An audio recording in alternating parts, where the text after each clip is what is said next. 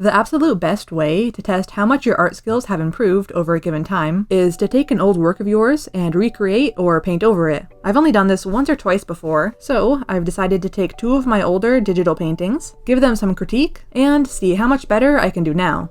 This first one is from about a year and a few months ago. I was pretty okay with it at the time, but looking back at it, not so much now. I remember my intent was to pair straight edges on this side with curved on this side, but I don't think I executed that very well, and all the straight edges being perfectly vertical is, I think, part of the reason the pose feels so stiff. This arm, turning a bit inward at an angle, should make it feel more natural and interesting. The painting strokes and techniques I used are not amazing, especially in the hair. The shape of the part is a bit strange, and I went straight from big blocky shapes into painting individual hairs with a hairbrush, with no middle-level detail in between. Finally, I think the face itself could be improved a lot if the separation between light and shadow was clearer. For this paint-over, I started with a sketch on top in order to improve the shapes and make it a bit more accurate to my current style. I sampled colors from the original painting and partially covered it up with these base colors. At a certain point, I think it's better to avoid looking at the original at all before you're at least almost finished. One reason being, you don't want to accidentally reference your old habits, and another being that it's more fun to have a big reveal when you're done. I decided to go about separating light and shadow by covering the character with a multiply layer and then erasing out the areas where I think light should hit. In the original, the light source seems to be coming from the bottom left, so I'm going with that. I couldn't remember exactly how the crown headpiece thing had looked before, which I think is a part of the fun of doing paintovers, seeing how you design things differently.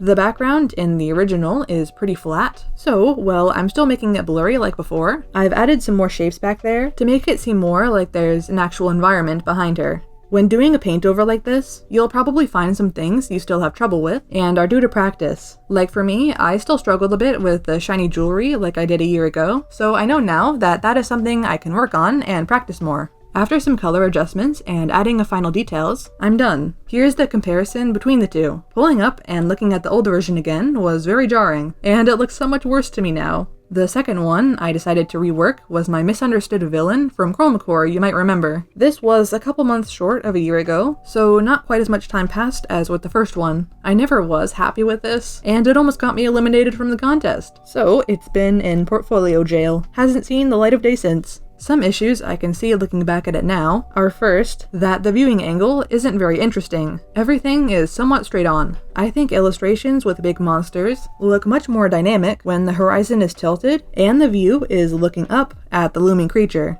Another thing that would make this more dynamic is if the people in the foreground had more exciting poses and action. I also didn't notice this until looking at it now, but it bugs me a bit that the misunderstood villain here doesn't seem to be looking at any of the people in the scene, which could be fixed by the head tilting down since this thing doesn't have irises or pupils. The design of the giant monster is also pretty weak, and it could be clearer that it's made of rock and lava. My first step was to improve the perspective, which I did find pretty tricky. Mostly the head, which having it tilt downward to look at the people is difficult to get right without it feeling like it's ruining the perspective. I did land on something I felt okay with, but it took a while to get there. You can see that I did something different with the smoke here. I thought it might look cool if it branched out forward in the perspective instead of sitting flat against the sky like in the original. Moving on to the people, in order to make sure I had clear poses for all of them, I blocked out their silhouettes before adding any detail. I probably could have spent a bit more time on them, but that might just be something to do for the inevitable iteration I make another year from now, after I find myself hating this one.